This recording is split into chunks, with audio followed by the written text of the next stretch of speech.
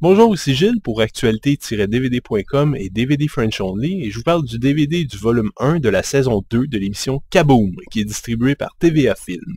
La production de Pixcom Québec est interprétée par Rosalie Touin, Marie-Ève Larivière et Francis Martineau.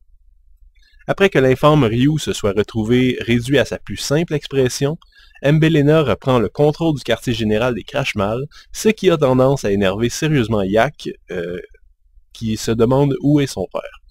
De son côté, Paul vit aussi une séparation familiale temporaire puisque son propre père, Martin, alias Geyser, est parti en Afrique pour s'en prendre à une épidémie de rhume qui décime les singes. J'avais jamais entendu parler de cette série avant de prendre ce nouveau coffret dans mes mains. Il faut dire évidemment que je fais évidemment pas partie du public cible, mais j'aimais bien l'idée.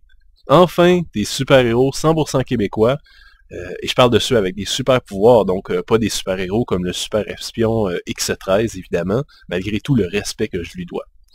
La valeureuse bande des Carmadors est de retour pour cette seconde saison qui traite une fois de plus, de façon détournée, de certains problèmes vécus par les jeunes. Cette fois-ci, par exemple, on y parle de recyclage, de la volonté de savoir ce qu'on va faire plus tard, de la difficulté qu'on peut éprouver à s'entendre avec certains membres de la famille, etc. À titre personnel, j'adore les films de série B, d'horreur ou de science-fiction, qui traitent de certains messages de façon détournée. Et Kaboom fait exactement ça, mais pour les enfants, avec un emballage coloré et plein d'effets spéciaux.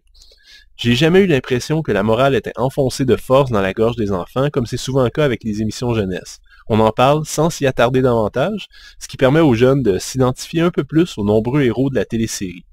Ça, c'est le gros point fort à mon avis. Bon, j'irai peut-être pas non plus jusqu'à dire que les adultes peuvent regarder la série avec autant d'intérêt que leurs enfants. Kaboom ne s'adresse pas vraiment à eux. Des personnages comme Georg sont des gros bouffons qui vont pas faire rire grand monde au-dessus de 12 ans. Les super-héros, avec leurs costumes cocasses et leur quartier général caché dans une petite épicerie, ont des pouvoirs à peu près invincibles et font des mouvements sortis des Power Rangers. Mais bon, c'est parfait pour un enfant qui vient de finir l'école, et en plus, étant donné que ça joue à Télé-Québec à 6 heures, il a le temps de finir ses devoirs avant, ce qui est une bonne motivation. Maintenant que j'ai dit ça, je dois tout de même avouer qu'un ou deux épisodes m'ont accroché, notamment celui où Georg devient un être maléfique super intelligent, ce qui permet à Pierre-Michel Le Breton d'offrir une prestation que j'ai trouvée assez brève mais absolument savoureuse, de génie du mal qui s'exprime comme un gros épais. Bref, Kaboom ne redéfinit pas spécialement la télévision, mais offre un contenu jeunesse de qualité qui devrait divertir vos jeunes amateurs de Superman ou Spider-Man.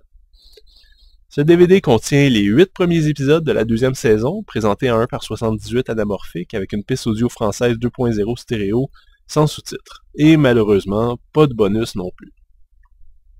Kaboom est un agréable divertissement pour enfants. Les adultes vont peut-être être énervés par les costumes, le cabotinage incessant des méchants ou les façons souvent absurdes dont les héros se tirent de l'embarras, mais c'est aussi le genre de défaut qu'on pouvait reprocher aux vieux épisodes de Batman dans les années 60, ce qui ne l'empêche pas d'être grandiose.